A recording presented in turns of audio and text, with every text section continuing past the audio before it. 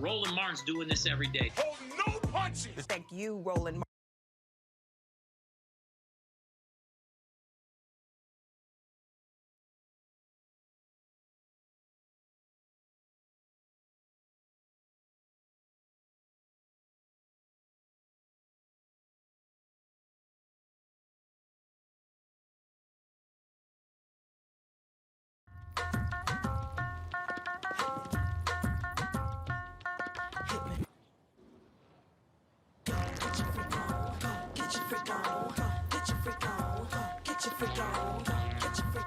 Black Star Network is here.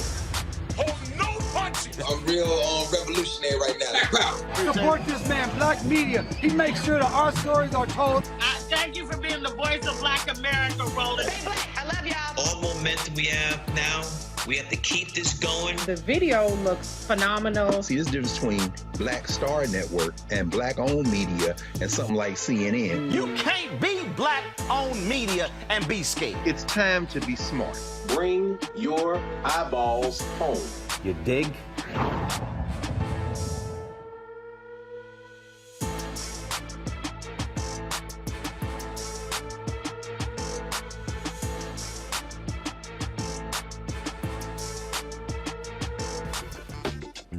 Today is Tuesday, August 9, 2022. Coming up on Roland Martin Unfiltered, streaming live on the Black Star Network. A Mississippi grand jury refuses to indict the 88-year-old white woman, Carolyn Bryant, whose false accusations led to the death of Emmett Till in 1955. They say there wasn't enough evidence to indict Carolyn Bryant Donham on the issue of manslaughter or kidnapping. I'll talk to an activist when Emmett Till's family found out about this, how they found out about this, just like everyone else in the news. Those GOP folks, boy, they are so upset. They are beside themselves because Donald Trump's home got raided by the FBI, which is led by the guy Donald Trump picked. Wait till we show you the absolute whining on Fox News and other networks. Y'all are going to get a kick out of that. Plus, we're taking your questions as well, your phone calls, so get ready to comment.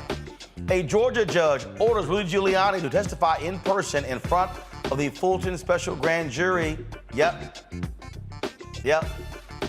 They have evidence ready to debunk his BS health issues excuse. An ICU nurse is being held on a $9 million bond for killing 6 people in a fiery crash. It wasn't the nurse's first accident, or second, or third, or fourth, or fifth, or sixth, or seventh, or eighth, or ninth, or 10th, or 11th, or 12th, or 13th. The GOAT, Serena Williams, says she's hanging up her racket. We'll tell you what's happening. Plus, in today's marketplace, a mission trip gave one woman the idea to help create financial freedom for some Ghanaian women. We'll tell you her story. It is time to bring the funk on Roland Martin Unfiltered on the Black Star Network. Let's go. He's got it. Whatever the biz, he's on it. Whatever it is, he's got the scoop, the fact, the find. And when it breaks, he's right on time and it's rolling. Best believe he's knowing. Putting it down from sports to news to politics. With entertainment just for kicks, he's rolling. It's on go, roll, y'all. It's Roland Martin, rolling with Roland now. He's funk, he's fresh, he's real, the best, you know he's Roland Martin now.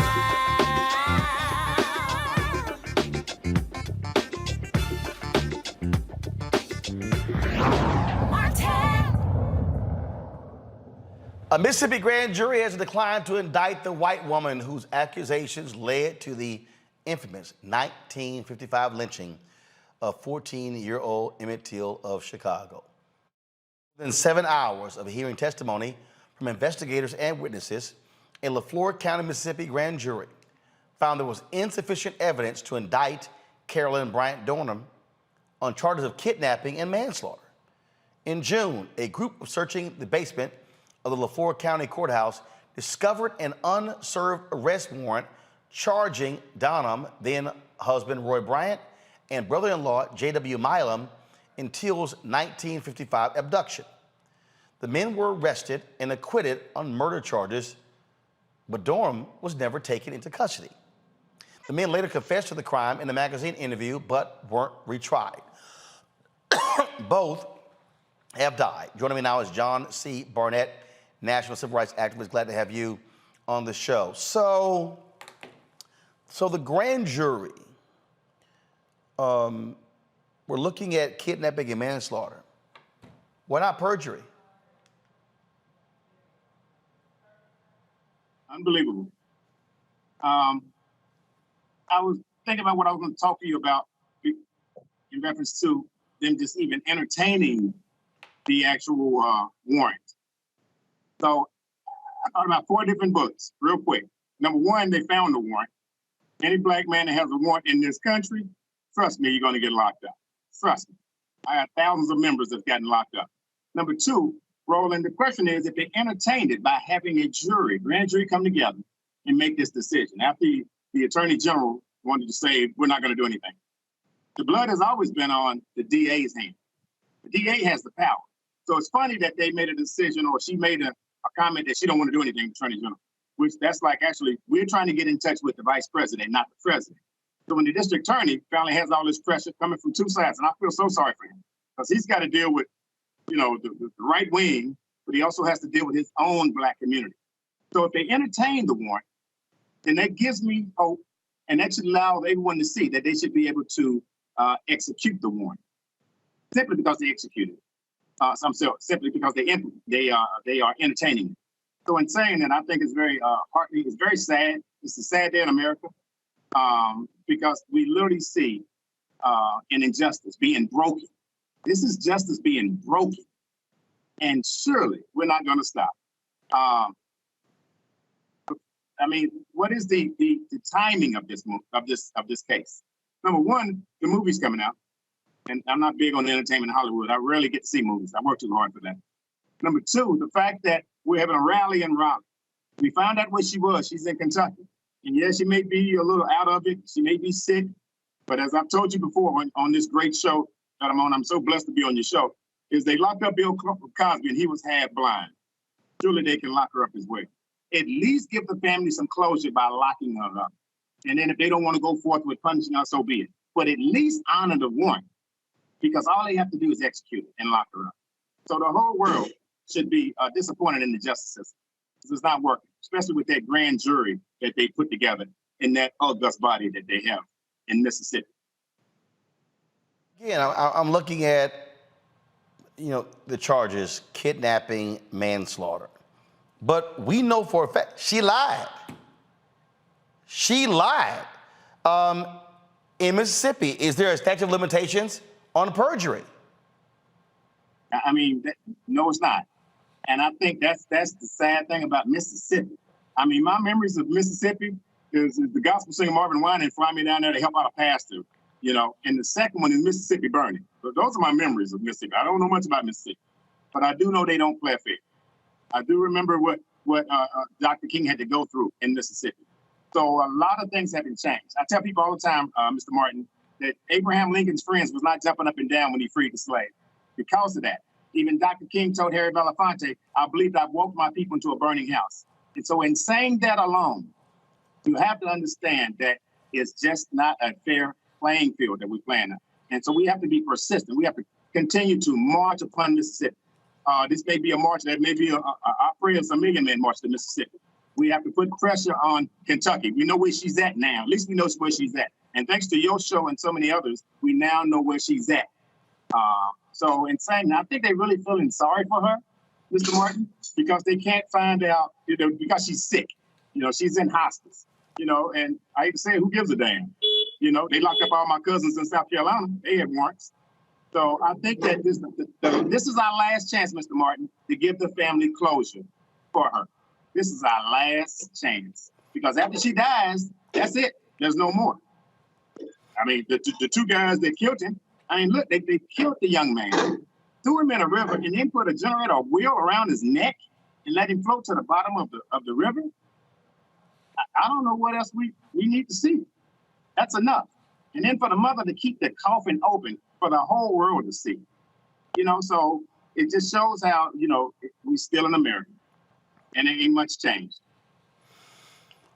The thing all here is also, to your point, look, there were these other white racists who were old, who were convicted for crimes that took place during the Civil Rights Movement.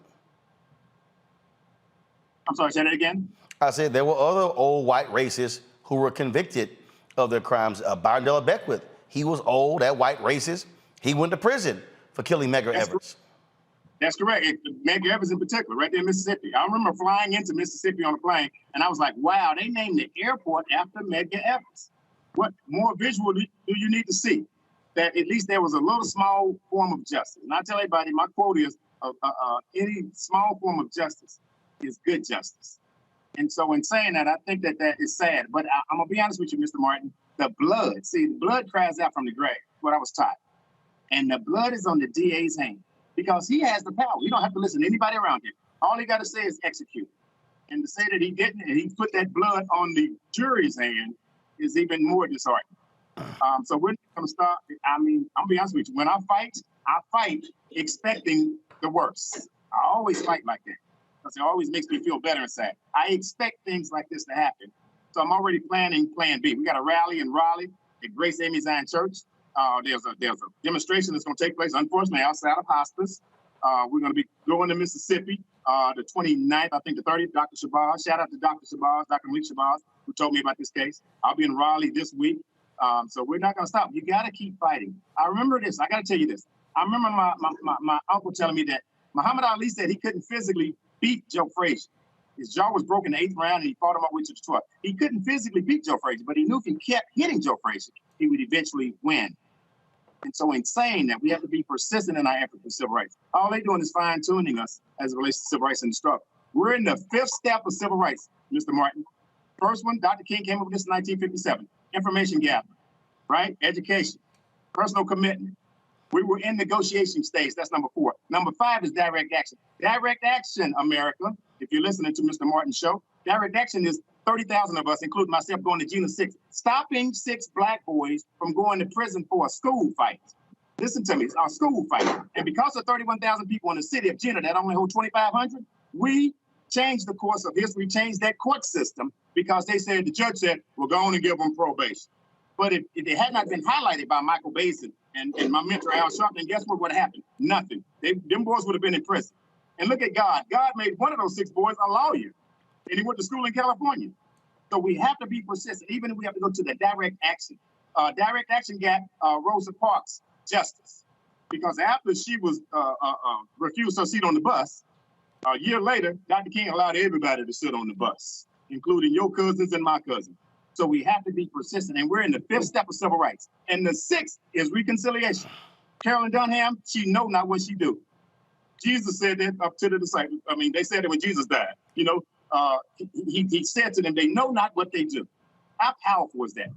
So we still have to forgive these devils in some kind of strange, eerie way. But before that type of courtesy of forgiving them, we have to get justice first, because they know not what they do. This is the seeds that America has planted, and now they have uprooted. And this generation, I don't know about you, the Black Lives Matter movement, the new Black Panther movement, my organization, True Healing on the God, I got 5,000 members in 17 states. We're not stopping. That's what they got to understand. This ain't somebody sitting behind closed doors, smoking cigars, making deals like a public defender and a DA. This is direct civil rights, and we're trying to stir up the whole country. The end of this month is going to be Emmett Till week. So if you know about him, you'll learn about him at the end of this month, and you'll be seeing activities across the country in various cities. And then the blessings, I heard that the movie is going to get an Oscar buzz, but the movie is irrelevant. The truth of the matter is Carolyn Donham needs to be locked up. And watch this. I got to tell you this. The grand jury said they're not going to do anything, right? I'm in Charlotte, North Carolina. Jonathan Farrell was shot 10 times in his chest by a white cop, right? And the grand jury was like 16 people. They were supposed to have 18. Roy Cooper, the governor, said, well, they didn't have the right numbers, so let's do it again. When they did it again, had a second grand jury, I demonstrated outside of Charlotte, got 200 people out there, 9 pastors to pray. And that same day and that same hour, they indicted the officer, and the family won $2.2 million. And unfortunately, we lost the criminal case because the officer said he was scared that Jonathan Farrell was going to take his gun. But he shot him 10 times in the chest for knocking on a white woman's door after he wrecked his car in a ditch. So what I'm telling you is that the grand jury met twice. I don't know if that's going to be the case with this incident, but because of persistency, because of that Muhammad Ali effect, I'm hopeful that something's going to happen. If not, then I pray that it will not be it's not the reality of what Malcolm X said. Once you get a lot of sparks around a paddle keg, eventually it's going to blow. And America's blowing, and we're not dealing with the elephant in the room, and that's racism.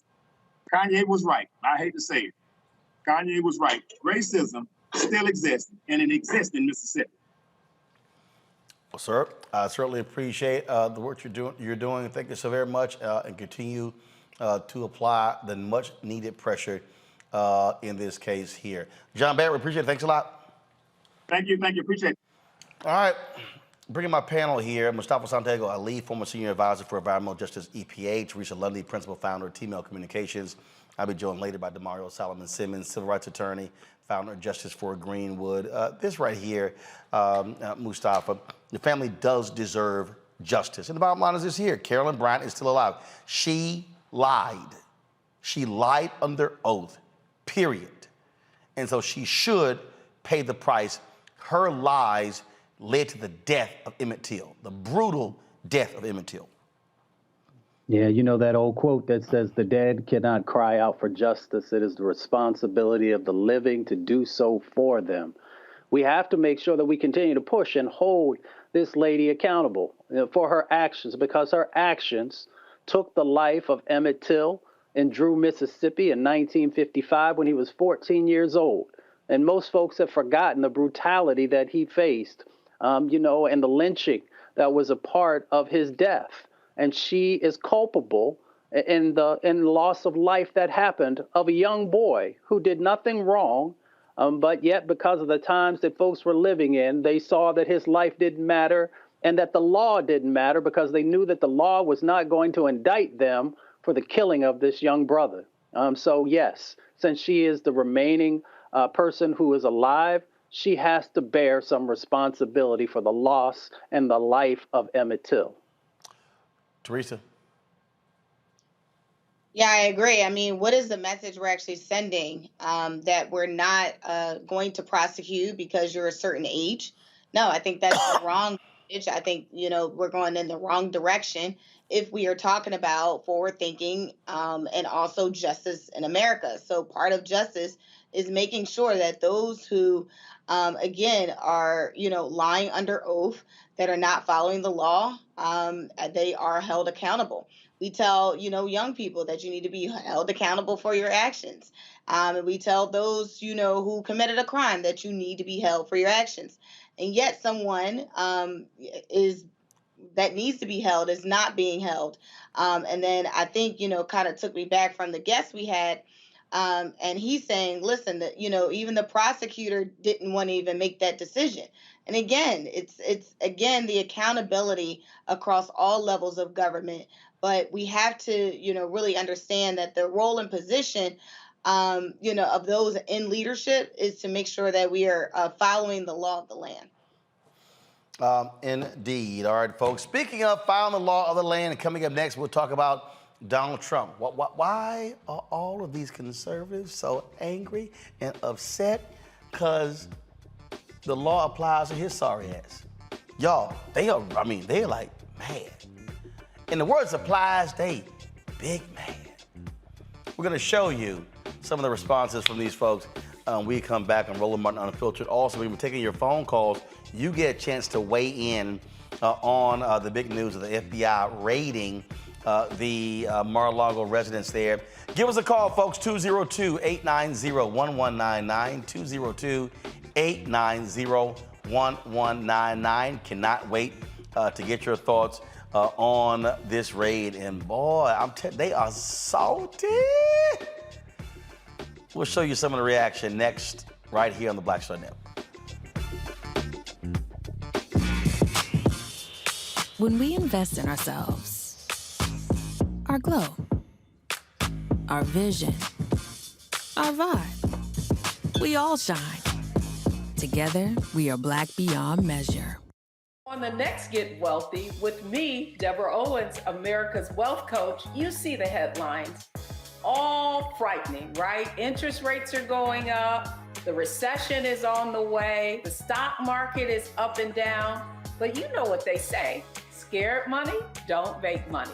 That's why I'm excited on our next Get Wealthy to have a conversation with someone who has written a new book, Fearless Finances, and she's going to share exactly what you need to do to secure your bag regardless of the ups and downs of the economy or the stock market. Oftentimes you can start with as little as $5. That's right here, only on Get Wealthy on Black Star Network. Next on the Black Table with me, Greg Carr. Succession. We're hearing that word pop up a lot these days as our country continues to fracture and divide. But did you know that idea, essentially a breaking up of the USA, has been part of the public debate since long before and long after the Civil War, right up to today? On our next show, you'll meet Richard Crichton, the author of this book, who says breaking up this great experiment called America might not be such a bad thing. That's on the next Black Table, right here on the Black Star Network. Hey, I'm Antonique Smith. Hello, everyone. It's Kiara Sheard. Hey, I'm Taj. I'm Coco. And I'm Lily. And we're SWV. What's up, y'all? It's Ryan Destiny, and you're watching Roland Martin Unfiltered.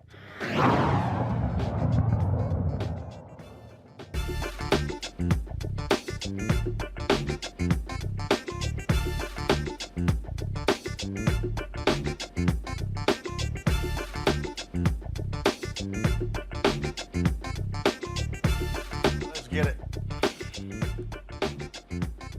Lord, for the last 24 hours, y'all, these Republicans, MAGA-loving people have been mad, upset, cussing, fussing, acting a fool.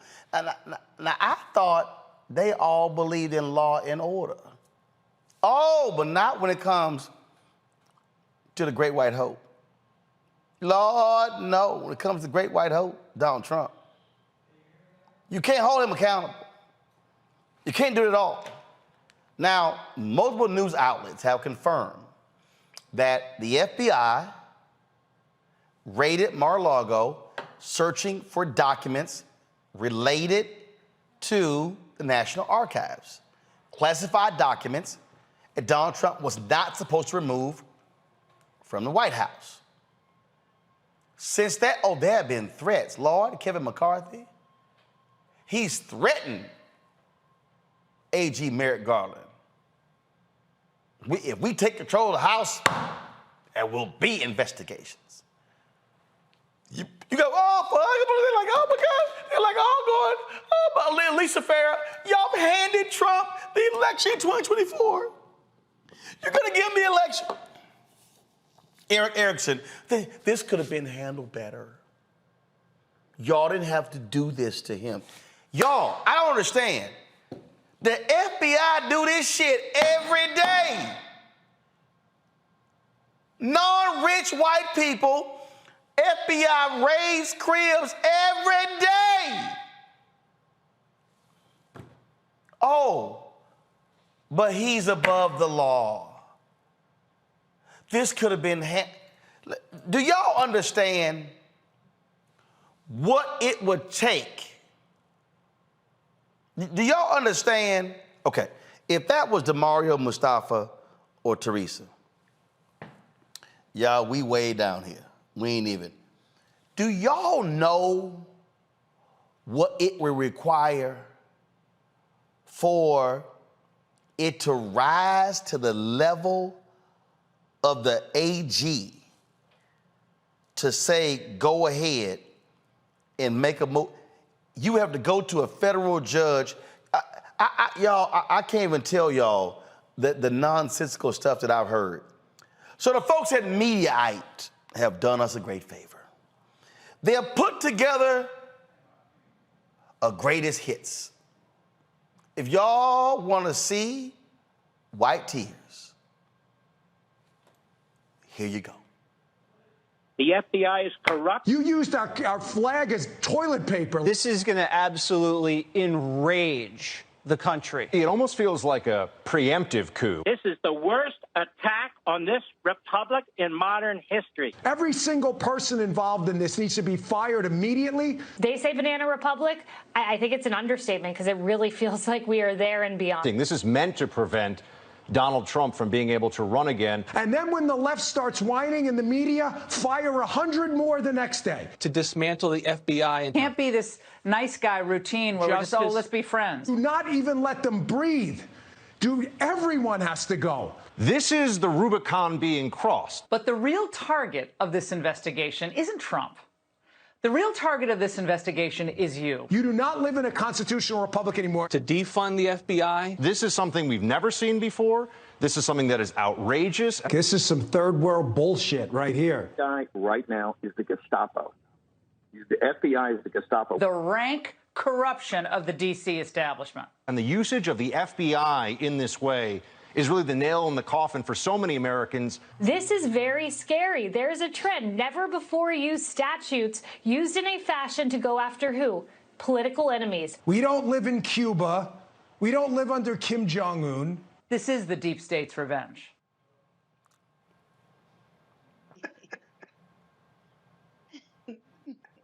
I love it. Look, y'all. I love it. Do y'all think I care one iota Love it. about these whiny ass people? Oh my God, this is just not right. How dare you? Love it. This is so unfair. This is just not right.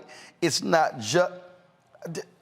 Y'all, again, they really believe that this man is above the law. Now, let me help y'all out with something.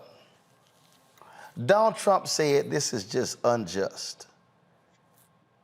y'all know he got a copy of the search warrant. Y'all know the search warrant details exactly what they were looking for. Y'all notice he ain't put the search warrant out. Even Senator Tim Scott of South Carolina, who has kissed more Trump ass than Lindsey Graham, his fellow senator of South Carolina, yeah, he know there's a there. But why this is such a dangerous moment in our history, and a lot of people pointed this out, is because we are divided. Yes. There are wings of our government that are supposed to be nonpartisan, but now seem to be politicized. And one of those wings is the FBI. So do you think the FBI, do you still believe and trust in the FBI to do its job, even with a former president, in a nonpartisan way? Or do you believe, as the former president says, that the FBI is executing a witch hunt? Well, we've had the FBI before. The Judiciary Committee just in the last 2 weeks trying to figure out why they do what they do. And there's been lots of questions before this raid about whether or not the FBI is doing their job apolitical. And we don't know the answer to that question yet. This is probably doubts about the FBI. This is going to raise more questions, in my opinion. We need to let this play out and see exactly what happens. But we should all have been stunned and surprised and shocked at what happened yesterday. The real question is, A, what is the Federal Records Act? And B, what are we talking about? It has to be something of incredible magnitude for at least my side of the aisle to say that was warranted. Without that, I think we're going to find ourselves in a very big mess as it relates to the credibility of the FBI. Well, so you don't have any concern that they're going to find anything at the Mar-A-Lago? Well, I think we should really, as opposed to rushing to judgment, the most important thing that we can do is let it play out, because I have no idea what they were looking for, and I don't think anybody knows what they were looking for. On that point, I think it's interesting that as you sit before us today, you are not saying that former President Trump is the best representative of the Republican Party, and you're also not saying, don't worry, America, you can trust the FBI. Well, I think that I am saying that I love my new book, and I'm conversation about why I'm taking chances. FBI Director Chris Wray was appointed by Donald Trump. We should point that out, too. Okay, first of all, I had a problem with even the setup of that question by saying, well, the FBI has been politicized. Who's done that? Under Trump? Yeah. But y'all know everybody's talking about it. The memes have been flying around like crazy. This is probably one of my favorite ones right here. Knock, knock. Who's there? Joe. Joe who? Joe ass is going to jail.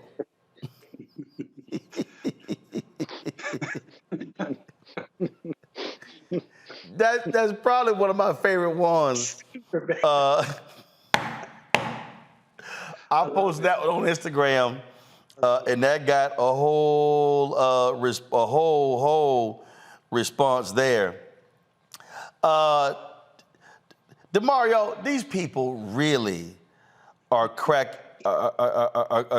me the hell up. Cracking me. I mean, they just this notion. Well, I mean, this Records Act. The law is the law. First of all, you are not supposed to destroy, throw away, flush down the toilet, tear up, or burn any documents. His own people have said he's done that. His own people say he's done all of that, which then causes, well, what documents are you destroying? You don't destroy documents unless you don't want nobody to read them. Yeah. Look, I'm just loving this. This is so tasty, these tears. I just want to drink them, just spit them right into my veins. It's so fantastic. A couple of things, Roland. Number one, when they said these people are saying you can't trust the police, you can't defund the police, because the police in this country is and always was about policing black people and poor people and maintaining white supremacy and white power. So yes, they believe that Donald Trump should be above the law because they believe any rich white man should be above the law. So that's number one. Let's not lose sight of that. Number two, they said this is politicization of the FBI. Hell, the FBI has been politicized from day one. because again, they are led by a political appointee. And in this case, that political appointee was Christopher Wray, who was appointed by who? Donald Trump. Number three, I have so many of my clients who they just say after they're shot in the back with their hands up like Terrence Crutcher, just comply. If you just complied, nothing bad would happen. And then number four, this was not a real raid. Let's be clear. Language matters. A raid is when a black boot stomp your door down, come in at 6 o'clock in the morning and put you in handcuffs and then tear up everything in your home. That's a raid. That's not what happened here. They just served a search warrant. His lawyer got a copy of it. They didn't tear up his house. It was not a raid. It was a search warrant. And lastly, you know, people always get caught on the smallest thing sometime when you're a big guy. Al Capone, they got him on tax evasion. They didn't got this guy overtaking some records. This guy done all type of stuff. He done committed so many felonies, and yet they got him on records. The irony is wonderful. The tears are delicious, and I just want more.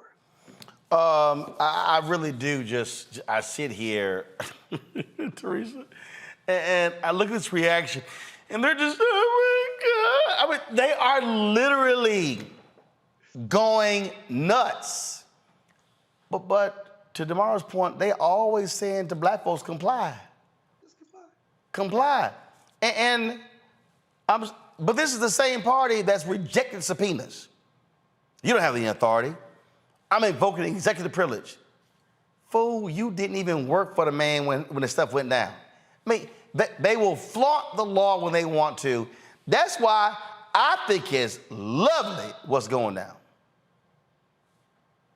I think the American people are starting to see the realization of what's happening.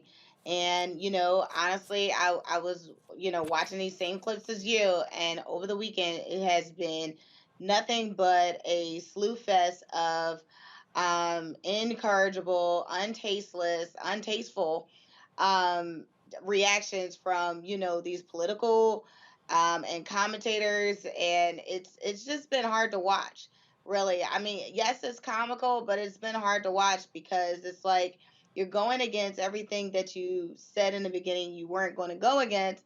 And now we're saying we need to defund the FBI because someone got raided over records.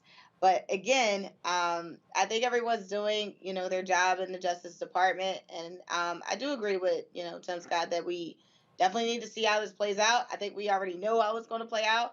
But I think just to be on the safe side on the Republican Party, that's probably the good line to stay on, especially since DeSantis looks like he'll be making a run in 2024. Mustafa, I just, you know, really and truly find it fascinating that, you know, these people will just allow anything. They don't care. You know, what's that fool out of Georgia? She literally called for defunding the FBI. Oh, so now y'all good with that, huh? Interesting. It is. I mean, you know, it's so much foolishness, but it's also very serious in what's going on. You know, the president, former President Trump was surrounded by attorneys and others who give him counsel. So there's no way that he couldn't know about the Presidential Records Act of 1978, which was put in place to address some of the egregious things that happened under the Nixon administration. So all these other former presidents had to follow that when they're leaving office. And, you know, and Trump was also warned a number of times. They sent letters to him asking for the records to be returned. And there is a reason for that. One, of course, we know what the investigation that's going on now, but there is also another set of laws that talk about top security, and there are a number of levels that are a part of the top security when different pieces of information, how it has to be, kept in a safe location. And that doesn't mean at your house or at your resort or any of those types of things, because there could be significant ramifications for the country. It all goes back to the fact that Donald Trump does not think that the laws apply to him, even when he's given opportunities time and time and time again. And now it has circled around and finally started to bite him in the butt. So now he's going to have to worry about not only what's currently going on that they're looking at, but how information might also be utilized in future and other investigations that he is currently, having to deal with. I just, I just again want people to understand that these folks don't give a damn about the rule of law. They don't care. They will literally let this man do anything. And I keep warning people, DeMario, don't let this fool get anywhere near the Oval Office. If you thought what happened the last time was sickening, what these people have in store, they are going to unleash holy hell on this country. No question. I mean, I already unleashed it on January 6th. I mean, when you saw people beating, stomping, clubbing, maiming police officers, and people are calling those individuals political prisoners. We saw a brother that just passed away last week. His name escapes me, but he was a Black Panther who was in solitary confinement for 43 years. That was a true political prisoner. They're calling these folks that are on camera trying to overthrow the country a political prisoner. So they've never believed in the rule of law. They never believed in keeping their word. They never believed in treaties. They only believe in white power. And the sooner we understand that and we meet that threat with the appropriate firepower, it will not be defeated. This has been a good week for the Department of Justice and Merrick Garland. Roland, I come on here every week and I'm saying they need to do more, they need to be stronger, they've been too weak. But this week has been a strong week for the Department of Justice. Number one, it came out with the Breonna Taylor indictments, boom. Number two, the Ahmaud Arbery killers got more time because of what the Department of Justice did. And number three, they executed this search warrant, and they did it without any fanfare. I mean, it's pretty amazing how tight of a ship they have over there, that this search warrant was executed and no one knew about it until Trump made it public. So that's what we need to continue to happen. We don't need Democrats saying we need a strong Republican Party. We need to call the Republican Party what it is. It is a white supremacist party that wants to maintain white power. It wants to dominate Black and brown people, and it wants to keep poor people poor and make rich people richer. That is what it is, and I hope they continue. I hope this is just the start of them doing an actual raid. I want to see real raids the way that they raid my clients.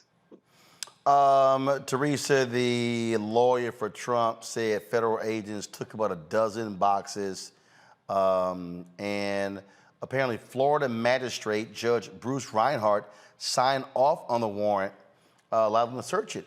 Look, a federal judge does not sign off on a search warrant for a former occupant. Y'all know I never call his punk ass president, a former occupant of the White House, just because. Yeah, there's obviously some reasonable doubt. And honestly, look, regular citizens who didn't go to law school, like myself, we watch Law and Order, and we know the process that it takes in order to get a judge to sign a warrant. And so part of that is you need to have probable cause, and likely they did. So I think, we're going to see what's going to happen. I'm interested to see what's in these boxes. I think we all are. But I think, kind of to DeMario's point, January 6th was probably just a test. I think it was a test to see how much white supremacy could actually rule in this country without a consequence. So I'm, on the edge of my seat, as I represent the next generation on what our country actually looks like and how we decide to utilize the Constitution in its form and which it was designed to do. Mustafa, I hear people saying, oh my God, this is unprecedented. An attempted coup is also unprecedented. Being perfectly fine with them trying to kill your vice president, kind of unprecedented. The massive amount of lies being told by this man, unprecedented. So there you go. Donald Trump brought this on himself. He's had plenty of opportunities to do the right thing. He's always chosen not to. So now, he reaps what he has sowed. And there's a lot more that's going to come. So everybody stay tuned. All right, y'all. I'm gonna take your phone calls next. Y'all get to weigh in on all of this. Give us a call right here on Roland Martin Unfiltered, 202-890-1199, 202-890-1199. Your thoughts and reflections. You can comment on this or on the decision by the grand jury not to indict Carolyn Bryant, the white woman in Mississippi whose lie, her lie led to the lynching death of Emmett Till. That's coming up next, 202-890-1199. I'll be right back.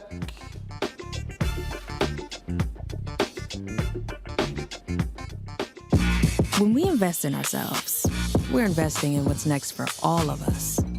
Growing, creating, making moves that move us all forward. Together, we are Black beyond measure. On the next, A Balanced Life with me, Dr. Jackie, getting back to normal. Is there such a thing? We're about to send our kids back to school when we literally have more questions than there are answers. What does it mean to have a normalcy? How will our kids respond to it? And how are we going to assist them? What can you do to help your kids feel some sense of emotional stability as they go back into the classroom? Here on A Balanced Life on the Black Star Network. When we invest in ourselves, our glow, our vision, our vibe, we all shine. Together, we are Black beyond measure.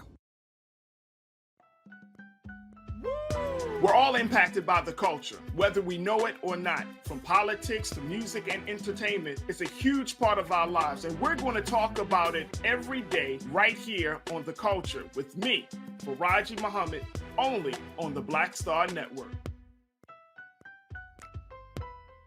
Hey everybody, this is your man Fred Hammond, and you're watching Roland Martin, my man, Unfiltered. Hi, this is Essence Atkins, and you're watching Roland Martin Unfiltered. Hey, yo, Peace World, what's going on? It's the Love King of R&B, Raheem Devon, and you're watching Roland Martin Unfiltered. Hi, my name is Brescia Webb, and you're watching Roland Martin Unfiltered. And, well, I like a nice filter usually, but we can be unfiltered. What's going on? This is Tobias Trevelyan. If you're ready, you are listening to and you are watching Roland Martin Unfiltered. What's up? I'm Lance Gross, and you're watching Roland Martin Unfiltered. Hi, this is Cheryl Lee Ralph, and you are watching Roland Martin Unfiltered. I mean, could it be any other way? Really? It's Roland Martin.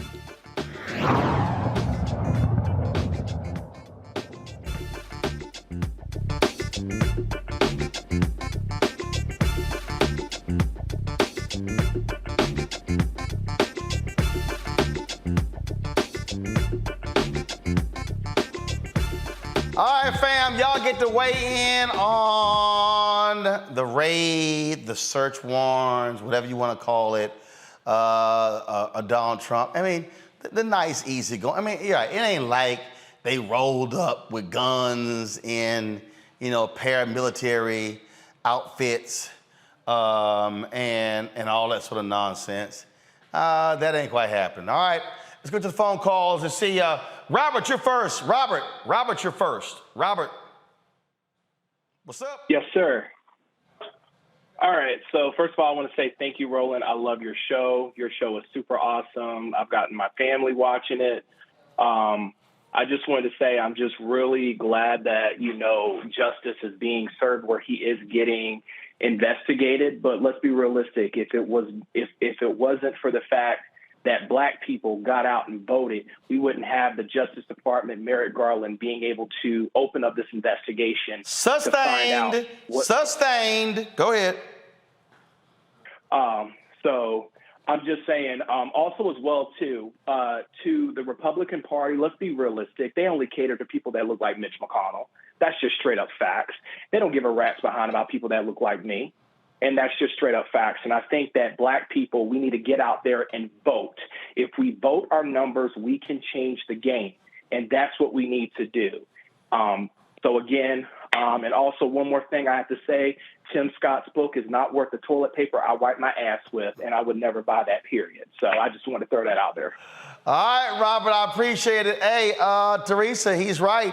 if we didn't vote in 2020, especially all the people talking about, oh man, you know, lesser of two evils, all that sort of stuff. Guess what? Trump will still be in charge, and they would just be causing holy hell on this country. I agree. I think the American people absolutely spoke up, and the Democrats really did what they needed to do. But there's still work to be done. I mean, you know, if it's not Trump, it's going to be someone else that is probably a little bit more strategic than Trump. And look, the base is still going to be there, so they have to follow someone.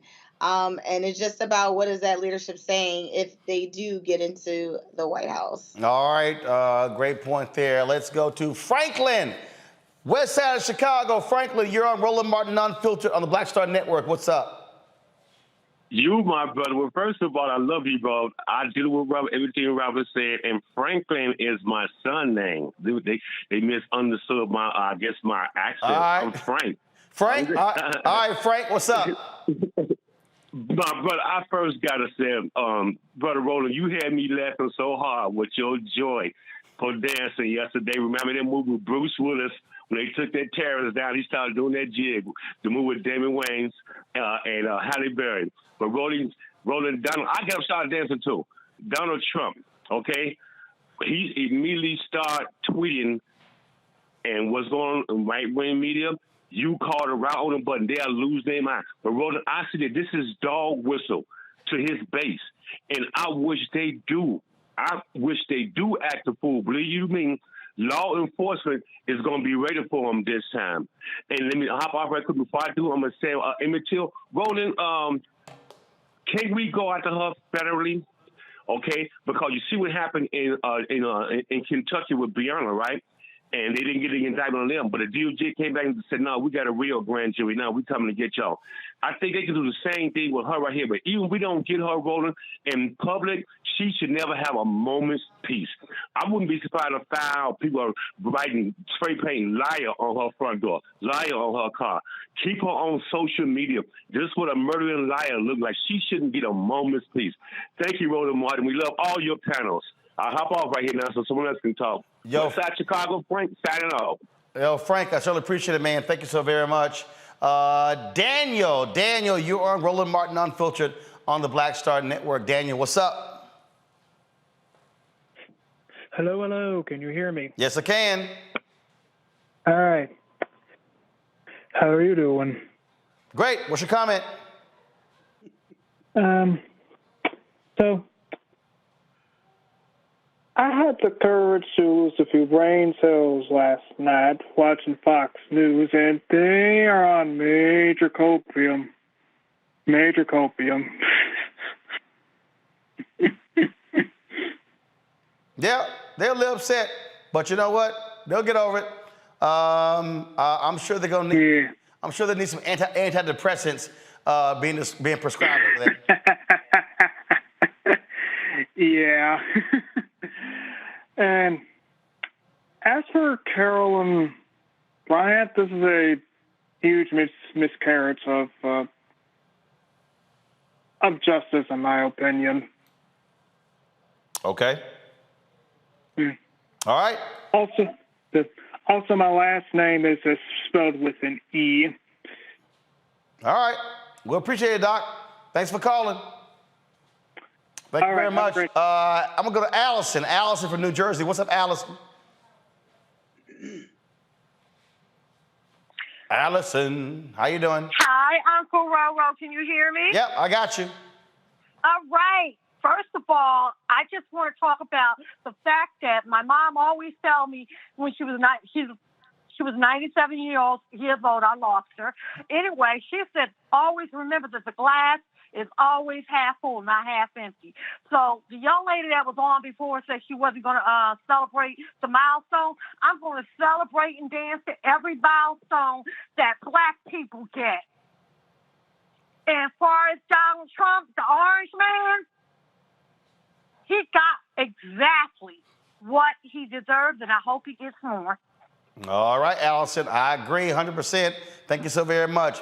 Let's go to New Jersey. Ruth, Ruth, you're there? Ruth?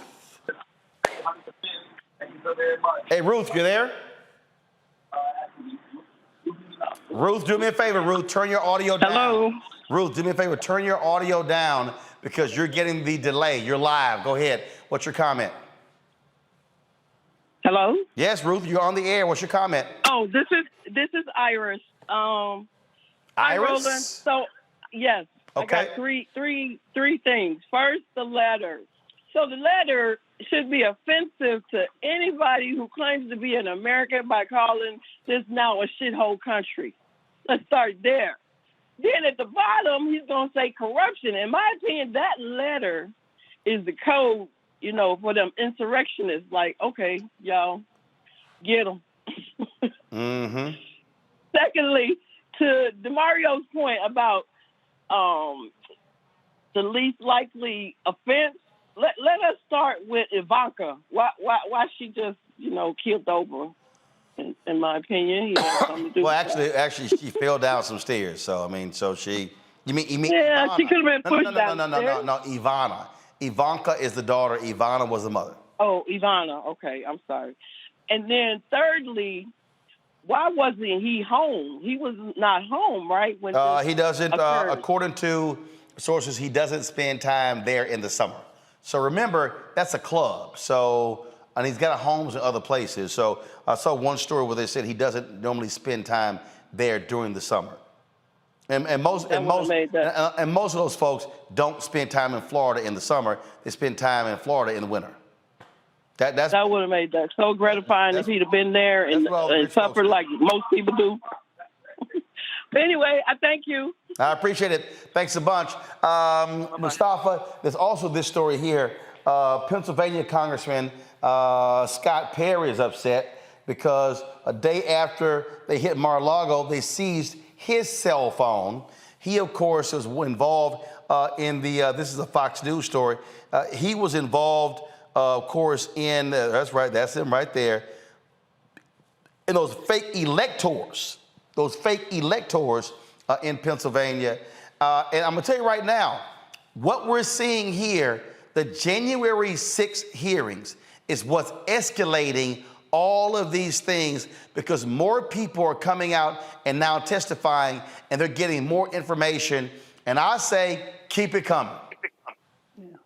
What you see going on right now is an unpacking and also the connections that, are playing out all across the country of these individuals who have been supporting Donald Trump, who have also been connected to the January 6th insurrection by those domestic terrorists. And now everybody who has some type of connection there are now being investigated and their information is being collected. And then, we're going to see all this stuff play out here over the next set of months. And you're going to be surprised with the individuals that were deeply connected and, what we saw play out. DeMario. Well, listen, man, no one likes for law enforcement to come and serve a search warrant or snatch you up. I maintain this. These guys and women who are involved in the white supremacist coup attempt are still getting off lightly. The evidence is very clear that these individuals are criminals, felons. If they were black, brown, or poor people, they would have been arrested and already convicted. So as we celebrate, and I'm going to continue to celebrate all of this misery that's coming from these folks, the reality is they're still getting the kid treatment. Because again, this is not a raid. These people are not being treated like a client I talked to just today. A young lady who was charged with a robbery and arrested and spent 28 hours in jail when she was on the other side of town, just because a white man said she did it. And the white man who admitted going to the store to help someone rob a place did not get arrested. She got arrested. She lost out on her benefits at work and her school benefits because of a false arrest, because they did not come and talk with her. They just served an arrest warrant on her in front of her children. That's how black people are treated. So I'm glad to see this happening, but let's keep it clear. It needs to happen more and even be more aggressive. Remember, when Hitler first tried to go to power in Germany, his coup was unsuccessful. And he went to prison and he only got a little slap on the wrist, 9 months. And he came out 7 years later, and he figured out and he perfected the craft. That's what we don't want to see happen. These individuals need to be roundly arrested and severely prosecuted and given long sentences, in my opinion. Gotcha. Lois, you're on Roland Martin Unfiltered. What's up? Hello? Can you hear me? Yeah, what's your name? My name is Lewis. Lewis, all right, Lewis? Yes, sir. What's your comment? I wanted to comment on the Donald Trump shit. I'm just laughing because basically what Brother DeMario said, they don't care about anything else, not even white supremacy. That's a sad thing. And we're seeing it crumble right in front of our very eyes. And as far as the Carolyn Bryant situation, I'm not surprised that the grand jury is like, oh no, well, she's old and all this crap and blah, blah. They did all of that went out the window when it came to Dr. Bill Cosby. I'm going to call him by his true moniker. But anyway. All right. I certainly appreciate it. Lewis, thank you so very much. All right, let's go to Daniel. Daniel, you're there? Yes, I'm there. How you doing, Roland? Great. How's everybody? Panel, Roland. I just want to make an opinion about the FBI, the raid that they did. Number one, they don't do raids unless they absolutely have facts. Number two, they are well educated. They don't go to no 6 months or 2 months school. They go to 2 years of school. Plus, they're United States Deputy Marshal, not like your local level. These people know what they're doing, and when they make a move, they make it. And they're not finished yet. They're going to make other moves on a lot of other things. It's going to take a matter of time, but they're doing it. And that black lady they got as assistant U.S. attorney, she's just as bad as the main one. So, as far as I'm concerned, just a matter of time before they all go to jail, Trump included. All right. Love it. I appreciate it, sir. Thank you so very much. Michael. Yep. Michael, you're on Roland Martin Unfiltered. What's up? Michael, you there? Yeah, how you doing, Roland? Great. What's your comment? My comment, man, is that Donald Trump has gotten away with so much, man. You know what I mean? And I do agree that all they want is the power, you know what I mean, to make more decisions on our children, you know. The thing with FBI, I feel like, you know what I mean, he's no longer president. He violated the law. And he got to, you know what I mean, serve the consequences, you know what I mean, for his actions. Okay. I appreciate it, Michael. Thanks a lot. The video we were just showing y'all there, you have, go and keep playing it, y'all. Those were some Trump supporters out there who were upset. They had their signs. They were all mad and upset with people. I mean, y'all, come on. They were just really. I get a kick out of these people because, Teresa, they really are in a cult. They're in a cult. He's a cult leader. This is the best form of non-paid membership dues I've seen. But yeah, this is a real life, situation. I think what obviously lends a hand to this is social media, from creating some of these community groups, from, just some of these like silent conversations now coming into light. And now we're seeing the big picture. And in this big picture, living in real color, we are starting to see, these individuals who want to be a part of something that looks at hope and change very differently from the eyes of the underserved in Black and brown communities. So it's unfortunate that, again, this is happening, but it's also well received by those who do believe in the law, believe in justice, believe in unity, to see it for what it is and now have the opportunity to make a change. Let's go to Janet. Janet, you're on Roland Martin Unfiltered. What's up? Are you saying Janice or Janet? Are you Janice? I am Janice. I am. Janice, go ahead. I hope they lock him up and put him under the jail. And on top of that, go after all of his rotten kids and the rest of his family. And my other point, if they want to know where the documents are, didn't he just bury an ex-wife? They better exhume that grave and they'll find what they're looking for. Damn. That's it. Damn. All right, Janice, I appreciate it. Thanks a lot. Oh, my goodness. Tim, you're on Roland Martin Unfiltered. What's up? Yeah, my opinion is basically with Emmett Till, America got to get her grips because you got to hold people accountable. If you're not going to hold her accountable, we got to go to court every day, and we got to get a public defender or we got to buy a lawyer, and we ain't got the money for it. And if that's true, because they found that warrant, they got to serve it. Because nobody else that I know can get away with that. You get a subpoena, you got to show up. If they're not, they're going to knock on your door. Now, the thing with Trump, he ain't nothing but a punk anyway. Number one, lock him up. If they ain't going to lock him up, they got to make sure that his family gets locked up for all the stuff he's doing. The DOJ right now is just getting hot. And then they're just getting hot. And they're getting really hot because a lot of people are going to be going down. And a lot of people are going to be scared because they can get that knock at the door.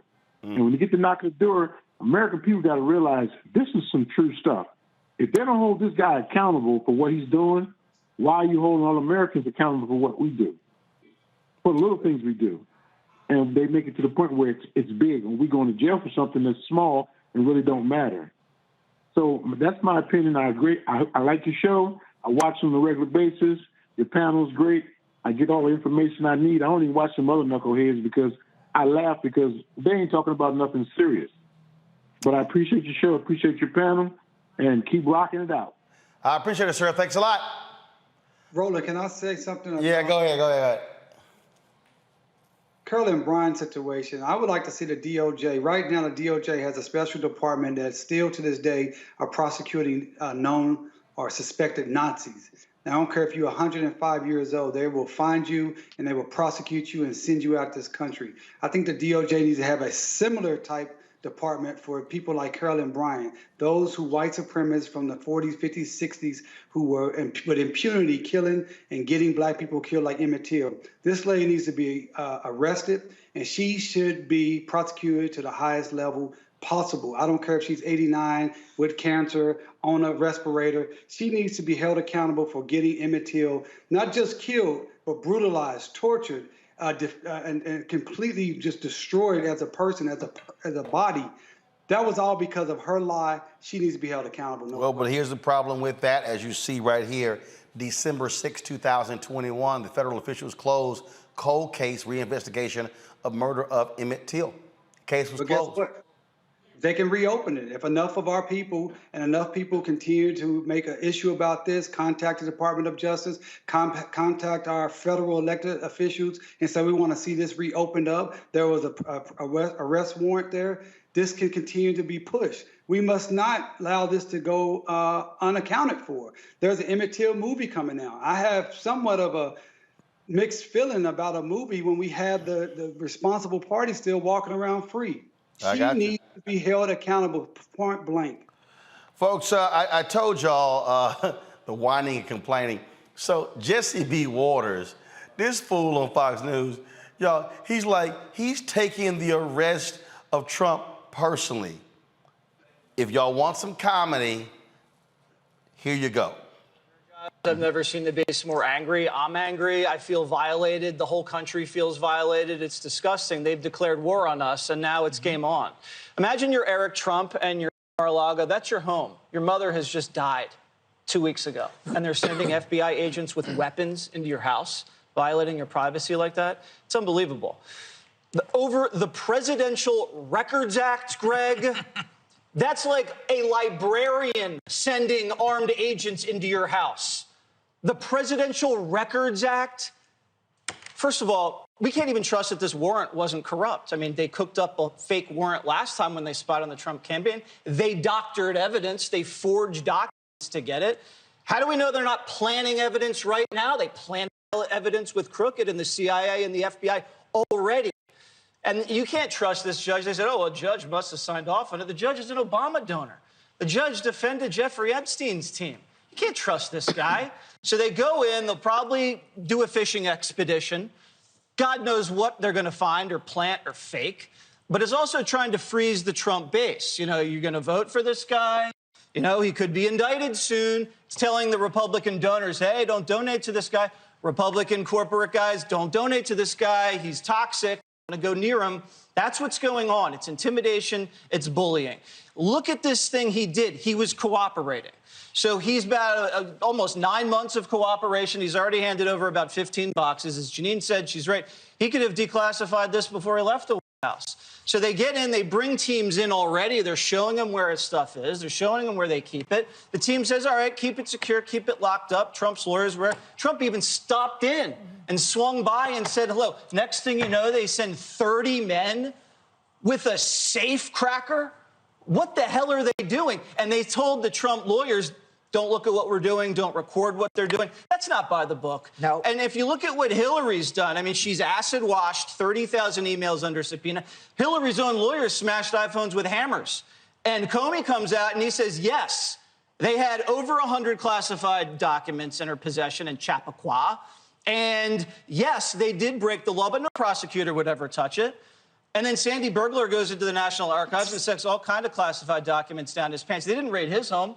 2 CIA directors had classified information on their home computers. Their homes weren't raided. An FBI director took sensitive documents outside. They didn't raid his home. This is bull, and it's going to boomerang big time. Everybody can feel it. I love it. I'm so sorry. I'm so Suck on your thumb, Jesse B. Waters, because you sitting there kissing Trump's ass. I mean, oh my God, I feel violated. The whole country feels violated. I can't believe this happened. Oh my God, I feel violated. Shut the hell up. Man, these are some whiny little punks. DeMario, go ahead. Roland, they really do feel violated because they believe that if you're a powerful white man, you should be able to do what the hell you want to do. And that's why they love Trump. They love Trump because he was out there out front saying what they always wanted to say, doing what they wanted to do, grab them out of this, call people this, disrespect this, do what the hell I want to do. They felt good about that because that's who they were inside. But so they do see this as an attack on them because they believe this is how they should be able to act. And they know that if the law will hold him accountable, they know this type of immoral and illegal things that they've been a part of. They are afraid for themselves. They are actually feeling what it feels like for black people when we just go out our house knowing that we're going to be scrutinized by just who we are, how we look, and what we do when it's doing everything correctly. So I'm loving that they're getting some of this, but don't discount how scared they are and what they will do to maintain their power. We must continue to talk about power and be clear that the federal government is hard on these folks. That's all this is. So I gotta play this one, Mustafa and Teresa. I gotta play this one. Okay. So former Congressman Harold Ford, who works over there at Fox News, he was on the show, and okay, just watch Judge Janine Pirro. I thought she was gonna spit out that fake tooth that's in her with her gap, like she did before on television. Watch this. Now, the speculation about what this is about, January 6th, Georgia, New York, some classified documents, I have no clue. I've read all the reporting. I saw some reporting last week that said that there was this awful story, this 10-year-old little girl that was raped and was an incest case, and you had attorney generals across the country, including in those 2 states, said, we don't know what this case is about. We think the Democrats have made it all up, only to have to come back and recant to find out when the facts came out. So I think we should wait for the facts to come out here. The president is presumed innocent until proven otherwise. And I agree with that. But your speculation, I just think, is just a little I don't think it's speculation at all. You do not break into a house of a guy that you've been working with for 9 months, that you have to admit has been cooperating with you for presidential records. No. Can I ask you a question? No. I'm going to answer your question. Yes, ma'am. And you do not do that and have guys with AR-15 and women, I might add, at the front of Mar-a-Lago in a situation like this where the man's about to announce for president, if he's going to run for president. But if I were the lawyer, the first thing I'd say is, as a citizen of the United States, I want to know from the Department of Justice why you're doing this. I want to know from the FBI whether or not this is legitimate, because everything that you've done regarding Donald Trump has been illegal, illegitimate, and immoral, and the country knows it. And you have destroyed our faith in the justice system. Just one question, Judge. And it's not Donald Trump's fault, it's their fault. His lawyers have that search warrant. They could release it. And the government can answer the question. All right. That was a great A block. Now, the speculation. God. I want to, if I was his lawyer, I would demand, right there, Mustafa. And frankly, come on, Harold, put some more goddamn bass in your voice. I mean, come on, damn. First of all, when she refuses no, don't say yes, ma'am. Hell no. I'm giving her that much damn respect. That's that bullshit. Mustafa, but the point that he did make is, if Trump, they got the search warrant. They got it. They can release it at any time. There's a reason they haven't. Mm-hmm. Yeah. Well, we all know Fox News is reality TV. That's all they do. This is all about trying to whip up the base. You know, folks know that when the FBI, executes the search warrant, they go through and they share with you, because they've already had the conversation with the judge of the things that they're looking for. They also document everything that's taken. So that there's very much clarity that's going on in the process. And that's the way that it plays out. As DeMario and others have shared, it's so much different than what happens inside of our communities when somebody literally kicks the door in, comes in, destroys property, snatches people out, and then they're never, ever remunerated for the things that they lost. So there's two different systems that we know exist inside of our country. But let's also be very clear about what's going on here. Donald Trump and the Republican Party right now are raising huge amounts of money off of this. So they're going to play it to the hilt. So you're going to see Fox News and these other stations that are continue to have this outcry of injustice that is happening, because they understand that there is a monetary value that is associated with that. And then the Trump sycophants are also whipping up individuals, telling people to go out into the streets, very much like they did on January the 6th. So we should be very, very focused also on the dangers that are associated with the sets of actions that these folks are doing. And the thing here, you hear them using words like, we're going to war. That was always their plan, Teresa. That was their plan. We know what their plan is. They tried to go to war on January 6th. We know what kind of thugs they are. They are who they are. They are who we thought they were. I think what I've been seeing is a pattern of people that have been very wanting, in the last 4 years of Trump's presidency, to be a part of the administration. And prior to, when they thought Trump had no chance in hell, they were not, what's the best way to say this? They were not sipping the Kool-Aid. So now that, they saw what was done, people are getting pardons left and right. Trump looks like he has the back of his folks. He's putting his friends in position. Now people are saying, well, look, just in case he has a chance to get back in, what we need to do is make sure we're in position. And that's the political side of it. Ensuring that you're in position in order to take the opportunity when it is available. So people are now, placing their bets and seeing what happens. But I think it's very clear that, the country, under Trump in the last 4 years did not go in the right direction. And so when we see some of these economists and some of these folks that say they care about the business people and they care about small businesses, you really have to take a look at that individual, because if you did, we would be looking for a forward-thinking leader and not one that's self-serving. And you know what? I'm sorry, go ahead. I yield the floor. Hey, one thing I want to say is, let's be clear, while I'm enjoying what the FBI and law enforcement are doing, we still do not trust the FBI. We do not trust law enforcement. Just because they're finally bringing some form of hammer down on Donald Trump, let's not start thinking the FBI is our friend. Let's not start thinking that law enforcement is our friend. Let's not start thinking that they don't continue to discriminate and oppress people in our community. And we see that again. I want to make it clear. This was not a raid. We need to stop saying that. This was not a raid. This was executing a search warrant. It's much different. And that's important for us to keep that in mind if we think about how this actually moves forward. People should be getting raided. People should be getting treated like the criminals they are, but they're still getting that kid glove treatment, and that's important for us to push against. Well, look, I don't want to sit here saying that also the FBI is the best friend of black folks, but the bottom line is this here. I think this is very simple for me, and this is why that's why I'm laughing at all of these crazy, deranged right-wing hacks. Y'all can't talk about law and order, but then all of a sudden, it's optional.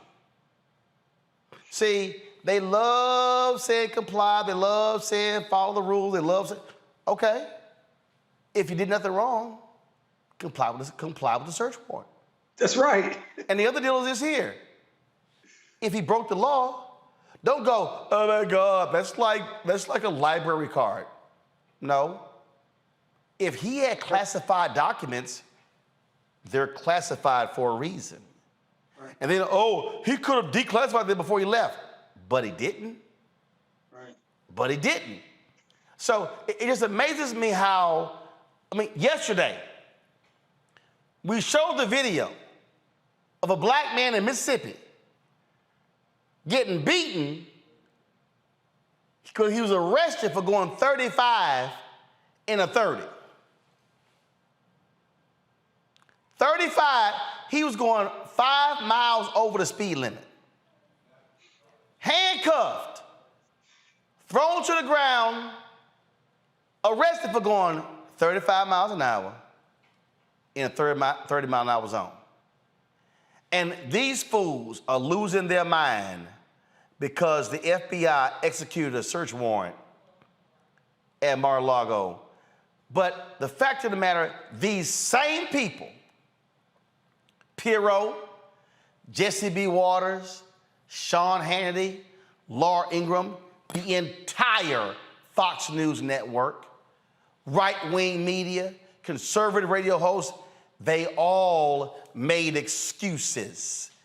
They all made excuses on January 6th. Every single one of them made excuses. They made excuses for the mass amount of lies this man has told. They have made excuses for his abhorrent treatment of people. They have excused how he treated staff. They have excused how he has berated black female members of Congress. So you think I give a shit how y'all feel? Let me be real clear to everybody that's watching. DeMario said it earlier, power. You've heard me talk about power and control. Folks, these people are evil. Yep. I said on ABC News, ABC This Week with George Stephanopoulos, I said, these people have allowed evil into their home, and now it has consumed them. This is the Republican Party. Trump and MAGA, that's who they are. Right now, I told y'all, Axios had the story, how they are meeting and planning with conservative think tanks. And they're studying his first 4 years and saying, this is how we're going to run the table if we win in 2024. But let me be real clear with y'all. They're not going to do this just when it comes to Trump. It's whoever is the next Republican candidate. And so when we talk about voting, if we're talking about our power, folks, trust me, don't play games here. Because what these people have planned, when you hear them use the words like, we're going to war, when you hear them say things like, this is a civil war, oh, they're serious. That's why my book drops in September called White Fear. I need folks to understand that is what we are dealing with right now. We are dealing with a group of people who are looking at this thing and it's power. What they're looking at is what happens when we still control all of this.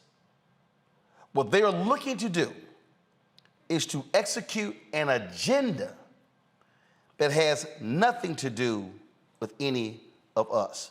There is a reason, folks, I chose this image for the book cover. There is a reason. That image right there, and so essentially, the image says this here. This white man is saying, all of this is ours. And we are going to keep running it. That's why I chose this image. What you are seeing right now is this. It's white fear, folks, how the browning of America is making white folks lose their minds. That is happening. And you had better understand, be prepared for it. You need to understand the attacks on critical race theory is about this. It's all tied to these MAGA people. It's tied to what they're trying to do with stealing elections. It's tied to what they're doing. They are weaponizing the big lie. And some of us are sitting here, we playing footsie. Some of us are sitting around saying, oh, well, you know, it's not going to be that bad. It's not too bad. No, folks. You need to understand what's going on. They want control of state legislatures, state gubernatorial mansions, textbooks, school curriculum, House, Senate, White House, judiciary, because they want to lay down an agenda that is a white nationalist agenda, because they want to, in essence, reinstitute apartheid in America. Now, I know somebody who's watching me is saying, my goodness, Roland, I mean, you know, that's hyperbole. Apartheid. No, it's not. Not when they're fighting a second black congressional district in Louisiana. Not when they're fighting a second black congressional district in Alabama. Not when they're fighting and changing the laws in Georgia, as they have, to take over the election commissions when they disagree with what goes on. Not when we're seeing the targeting of our people in significant ways. You had better understand and prepare yourself that their conservative think tanks, funded by numerous conservative billionaires, that is their goal. Remember, it was the business leaders who funded the fight against civil rights in this country. It was the business leaders who funded the fight for union rights in this country. Don't get it twisted on what's going on here. So when they say we're going to war, believe them. And you better understand that we must use everything at our disposal to ensure that our folks are well prepared.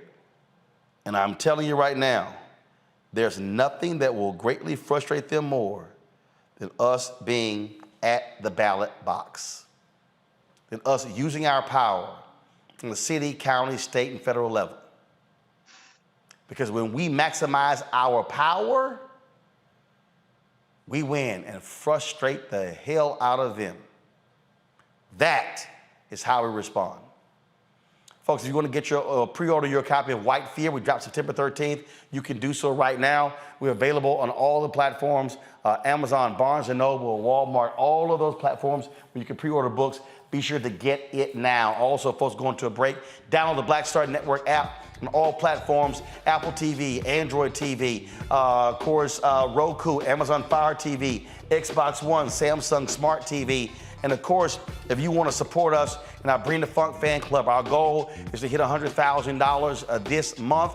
Our goal is to get 2,000 of our fans. In fact, right now, there are 3,000 of you who are watching on YouTube right now. If 2,000 of you decide right now you want to contribute to this show, our goal, we're asking $50 each, minimum of $50. You can't give that, we understand. If you can give more, that'd be great. That's $4.19 a month, 13 cents a day. Of course, you can check a money order to P.O. Box 57196, Washington, D.C. 20037-0196. Cash App, $RM Unfiltered. PayPal, R Martin Unfiltered. Venmo's RM Unfiltered. Zelle, Roland at RolandSMartin.com. Also YouTube and Facebook. Y'all should be hitting that doggone share and like button as we speak. I want to sit here and just read a few, just so y'all understand the impact that we have on people in terms of whether they say, please see the enclosed envelope to Brother Deshaun. It is my intention to cash app you an additional $50 to assist in replacing the equipment damage in the attack. I just read LA Times article about you. I think it was very good. I pray and support for your work continues to grow. And the Jackie Robinson Museum coverage was excellent. Seeing after Jackie was an unexpected treat. And so we certainly appreciate that. Thank you so very much. We have other folks who sent notes to us. Let's see. Uncle Roro, love your show. We'll continue to donate as long as I can afford to. Keep up the good work. Murders, I certainly appreciate it. Thank you so very much. Let's see here. Watch you every day, Roland. Keep empowering, educating, and uplifting all of our black people. We need this from Arvella Ross. May God continue to bless you and all of your staff. Arvella, we certainly appreciate that as well. Let's see here. This card, you're a great leader and a hero to the black race and the human race. Please keep up the wonderful work that you and your team is doing. May God always bless and keep you. I truly appreciate you. Appreciate you and all you do for us. Rosetta Cromarty, I love all the wonderful work you do and I love you. Stay blessed. And the card says the phrase is simple and the words are few, but behind them is a whole lot of appreciation. So we got a lot of our folks who have sent notes. We certainly appreciate them doing so. And so if you want to join our Bring the Funk fan club, again, you can join. The goal this month, if 2,000 of our folks, we were behind our fundraising folks, so we get 2,000 of our people contributing on average $50 each. We can actually hit our goal, which will allow us to continue to be able to build and grow and to cover the sort of stories that matter to you. And so again, if you want to join us, please do so. Again, check in money orders, go to P.O. Box 57196, Washington, D.C. 20037-0196. Cash App is $RM Unfiltered. PayPal is R Martin Unfiltered. Venmo is RM Unfiltered. Zelle is Roland at RolandSMartin.com. And I know y'all sitting here saying, well, you know, I hear you. I don't think so.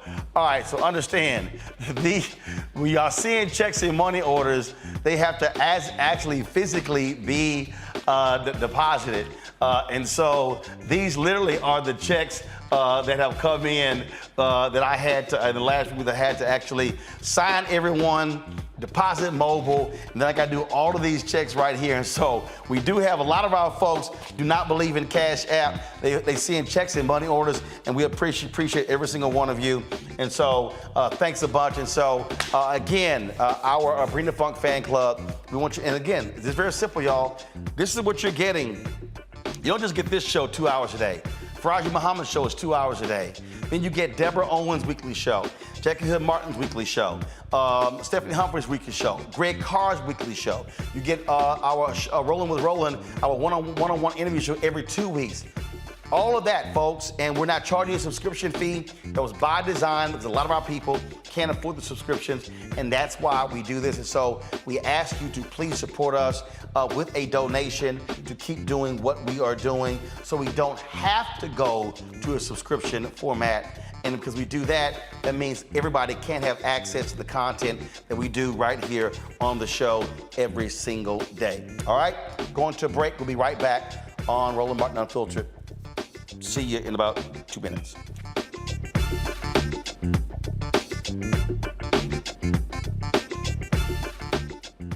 I challenge myself as an artist and knowing that I'm going to challenge the audience, right? So oftentimes you come into this business off of one project where everybody's like, ooh, you stand out. Okay, for me it was Barbershop, Ricky, da-da-da-da-da-da-da. Ricky was nothing like me growing up. Right? Nothing like me growing up. But if that's people's first experience with you, right, as an audience member, they tend to think that's the real you, right? So, you know, for me, after that, I got a whole bunch of offers to play roles just like Ricky, right? This Tupac-esque type of thug, right? And I just said no over and over again. And then you keep trying to do other things. Then I went through a series of romantic movies and romantic leads, and you know, I always try to bring some sort of gravitas to those roles. And then it was like, okay, well, but before I get into all of that, let me hit y'all with, you know, For Color Girls, and you know, step outside of the realm of, you know, what you expect of me to do. As an audience member in terms of being this romantic lead and everything. Because I didn't get into this business to be the romantic lead, you know, that dude. Like, I didn't get into this business. 'Cause you can get locked in. You can totally get locked in.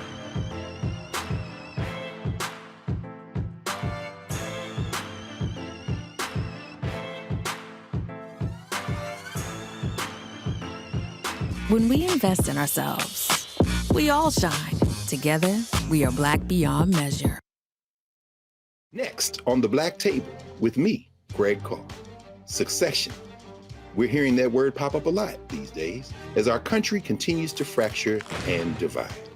But did you know that that idea, essentially a breaking up of the USA, has been part of the public debate since long before and long after the Civil War, right up to today? On our next show, you'll meet Richard Crichton, the author of this book, who says breaking up this great experiment called America might not be such a bad thing. That's on the next Black Table, right here on the Black Star Network. When we invest in ourselves, we're investing in what's next for all of us. Growing, creating, making moves that move us all forward. Together, we are Black beyond measure. On the next, A Balanced Life with me, Dr. Jackie, getting back to normal. Is there such a thing? We're about to send our kids back to school when we literally have more questions than there are answers. What does it mean to have a normalcy? How will our kids respond to it? And how are we going to assist them?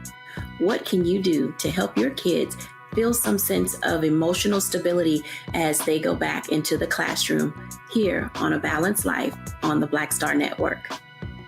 Time to be smart. Roland Martin's doing this every day. Oh, no punching! Thank you, Roland Martin, for always giving voice to the issues. Look for Roland Martin in the whirlwind, to quote Marcus Garvey again. The video looks phenomenal, so I'm really excited to see it on my big screen. Support this man, Black Media. He makes sure that our stories are told. See, this difference between Black Star Network and Black-owned media and something like CNN. I got to defer to the brilliance of Dr. Carr and to the brilliance of the Black Star Network. I am rolling with Roland all the way. Honored to be on a show that you own. A black man owns the show. Folks, Black Star Network is here. I'm real revolutionary right now. Roland was amazing on there. Stay black. I love y'all. I can't commend you enough about this platform that you've created for us to be able to share who we are, what we're doing in the world, and the impact that we're having. Let's be smart. Bring your eyeballs home. You can't be Black-owned media and be scared. You dig? Hi, everybody. This is Jonathan Nelson. Hi, this is Cheryl Lee Ralph, and you are watching Roland Martin, Unfiltered.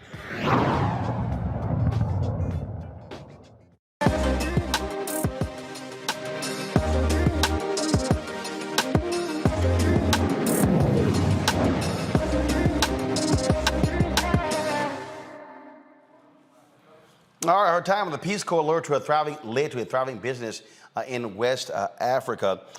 Shay Yellen, she has used locally sourced quality ingredients from Ghana that nourish the skin. Each purchase provides financial empowerment to Ghanaian women and supports the education of more than 200 children. Rahama Wright, the founder of Shay Yellen, joins us from Washington, D.C. Rahama, am I pronouncing that right? Shay Yellen? Hi, Roland. Thank you for having me. Yes, it's Shay Yellen. You're pronouncing it correctly. All right then. And so, when did you start this? So I initially launched Shay Yellen as a 501c3 nonprofit after my Peace Corps experience, but I've been operating it as a business since 2014. And you, and in doing that, again, so what caused the switch from nonprofit to for-profit? Getting access to capital and access to funding. And I was also seeing that we were only doing, offering only part of the solution, because we were doing a lot of organizing, cooperative development, training women, but we weren't connecting what they were making to the marketplace. And so I readjusted and did a pivot as a way to really bring products directly to the marketplace so that we could generate living wage jobs for the women that we work with. How many products do you have? Right now we have 18 different products across soaps, body creams, and body balms, as well as lip balms. Okay, all right then. So we're seeing here tea tree charcoal clean shea bar soup. Okay, bar soap. I'm sorry, oatmeal spice clean. That is a top seller. Yeah. The oatmeal spice. It is. Folk want to smell a little spicy. Let's see, patchouli lemon. Yep. Patchouli lemon, and we're using essential oils in all of our products.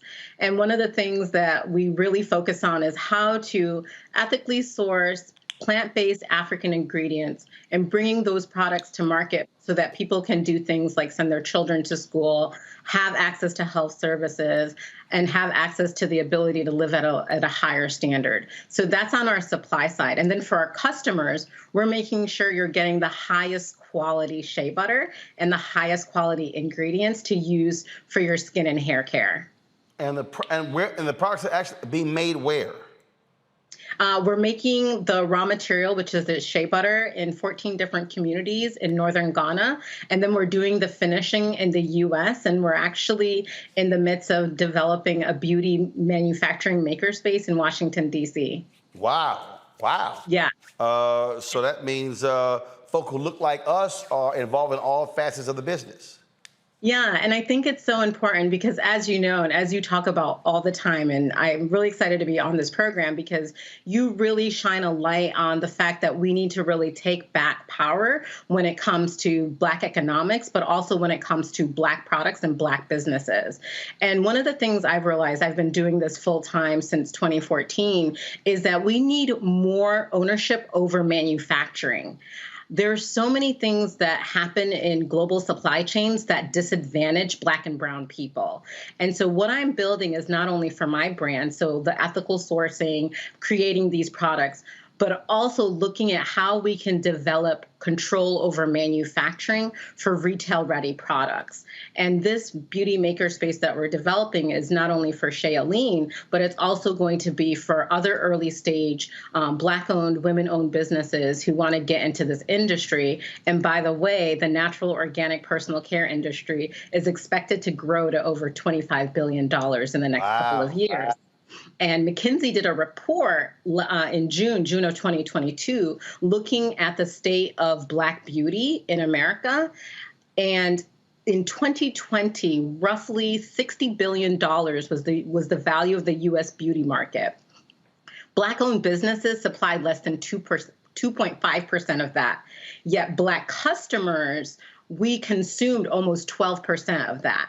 And so when you look at how many businesses are actually established to take advantage of the marketplace, we make up a very tiny percent of market share. Yep. And part of the reason is because we don't have access to spaces. We don't have access to the supply chain. There's also a lack of knowledge, a lack of access to capital. And so until we're able to create our own spaces where we have control of the supply, we have control of how we get ingredients, and we have control of how we make products, we're going to continue to be left behind. And so for me, it's really, really important that people recognize and realize that we need to really take more ownership in terms of how products are made that are marketed to us and who is making the products. Because when you care about how a product is made and who is making the products, you're now looking at transformation and real economic development. Well, and that's absolutely the case. And look, that's why I created this segment, because I wanted to feature Black-owned businesses. Man, we've had people who people feel like, my God, never knew this type of business even existed. Questions from my panel. Mustafa, you first. Rahama Agul. Part of my family actually has roots in Ghana, and I'm always curious about the relationships we build there. How did you get started in finding the right partners back home in Ghana? Yeah, and so I also have a Ghanaian heritage, but I started working in this industry as a Peace Corps volunteer. And so I lived in the villages, I lived in the communities. So a lot of what I talk about is what I experienced volunteering my time and seeing firsthand a lot of the challenges women have bringing their products to market. So being able to live in the community, meet people directly, meet them where they were, realizing that they were being disenfranchised within a very large industry is what led me to create what led me to create Shailene. And I would say for people who want to do business in Africa and who are curious about doing business in Africa, the best way to do it is to travel there, meet people, develop your own relationships locally. And from there, you'll be able to establish those relationships that you need so you'll be able to launch and grow your business. Teresa. So thank you so much for this. I'm excited to take in the skincare products. Do you have any hair care products in the works? So we will be formulating hair care soon, hopefully by the third quarter of next year, because everyone always asks, do you have any products for hair? And it's such a huge part of how Black women take care of themselves that we definitely want to be able to enter that marketplace. But for now, we're doing body care. So body moisturizers and body cleansers. Mario. Man, I'm really impressed with this product and impressed with you, the way you're spitting off those numbers from McKissick. And, hey, I feel like I need to get in the game. You said $60 billion industry. Yeah. I'm very impressed also because in 1999, I did postgraduate studies in West Africa and Gambia and Senegal. And I saw business opportunities. I was just 23, 22 years old, and how difficult it was to maintain that. I used to sell African wares and statues and stuff like that. But I also saw mangoes and cashews just growing everywhere and trying to figure out how to have that supply chain. And you figured that out. So that's amazing. Tell us how you've been doing this since 2014. You say you started off as a nonprofit and then you converted to a LLC. I want to hear that journey a little bit. I think that's pretty interesting. Yeah, well, first of all, it's never too late to do business in Africa. Under the Obama administration, under the Commerce Department, there was actually an advisory council that was set up called the President's Advisory Council on Doing Business in Africa, so that people, Americans, could really start looking at the continent from a commercial perspective and not just aid, where, these are countries where there's poverty, there's war, and all of these things, and really changing the perspective of how we look at the continent. And so, you have your experience from when you were in graduate school, but it's never too late to start looking at Africa as a place to do business. And for me, I say this often, which I had no business starting a business. I was also in my early 20s. I knew nothing about marketing. I knew nothing about fundraising. I knew nothing about the beauty industry. And I've intentionally over the years developed this business with focusing on elevating the role of these communities, these rural communities. And I initially started it as a 501c3 because I thought it was a social issue. It still, to me, is a social issue. And I thought, I needed to raise money to help contribute to organizing cooperatives, providing women access to production equipment, access to training. And then I realized I was only addressing one part of the issue, which was the capacity building, and I wasn't looking enough at the market side. And so that's what kind of encouraged me to create a business model. And so now I see that Shailene is a social enterprise. We're a social impact business. We look at a social issue from how we can address it through a business model that gives people the ability to generate living wages, increase their income 5 times their country's minimum wage, and really give them access to the financial resources to live at a higher standard. I'll finish just by saying too often we see our community, when I say our community, I'm talking about the global diaspora of Black people, we're, catered to in a way that undervalues our intellect, that undervalues our contributions and undervalues our creation, what we've made. You cannot get a shea product anywhere in this world, and an African woman wasn't a part of the supply chain. So for me, it makes sense that the women who are the authors of this incredible product should actually be generating sufficient income to care for themselves. I don't really believe in buy one, give one models where you buy a product, someone gives a product. No, people in these communities need money. They need to be properly compensated for their labor. They need to be properly compensated for the contributions they're making to our global marketplace. And African people contribute tremendously to the global marketplace. And so for me, being able to develop this business model that connects the dots between producers and consumers in a way that allows for ethical sourcing, allows people to be able to live at a higher standard, is why I built this business. All right then, Rahama, tell folks where they can get the products.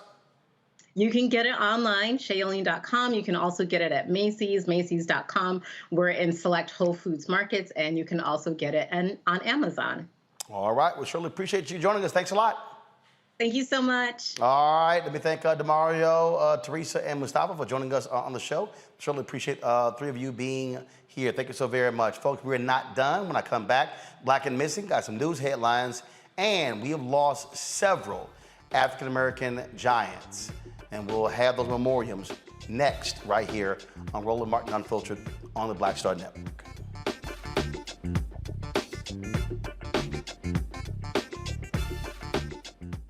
Love our new Alexa. It's a Buick. Yeah, Alexa. Buick. Alexa. It's a Buick. It's an Alexa. It's a Buick. It's an Alexa. Coach, that's a Buick. That's an Alexa. The Buick Enclave with available Alexa built-in. Next on the Black Table with me, Greg Carr. Succession. We're hearing that word pop up a lot these days as our country continues to fracture and divide. But did you know that idea, essentially a breaking up of the USA, has been part of the public debate since long before and long after the Civil War, right up to today? On our next show, you'll meet Richard Crichton, the author of this book, who says breaking up this great experiment called America might not be such a bad thing. That's on the next Black Table, right here on the Black Star Network. What's up, y'all? I'm Will Packer. Everybody, it's your man Fred Hammond. Hi, my name is Brescia Webb, and you're watching Roland Martin Unfiltered. Ow.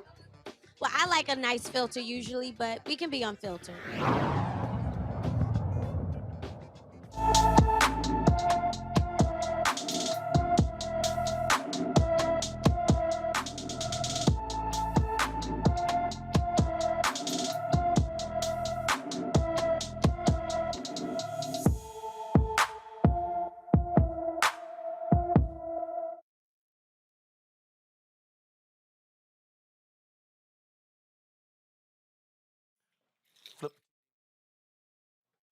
Samara Patterson has been missing from Orlando, Florida since July 29th. The 14-year-old is 5 feet 3 inches tall, weighs 115 pounds, with brown hair and brown eyes. Anyone with information about Samara Patterson should call the Orlando Police Department at 321-235-5300, 321-235-5300.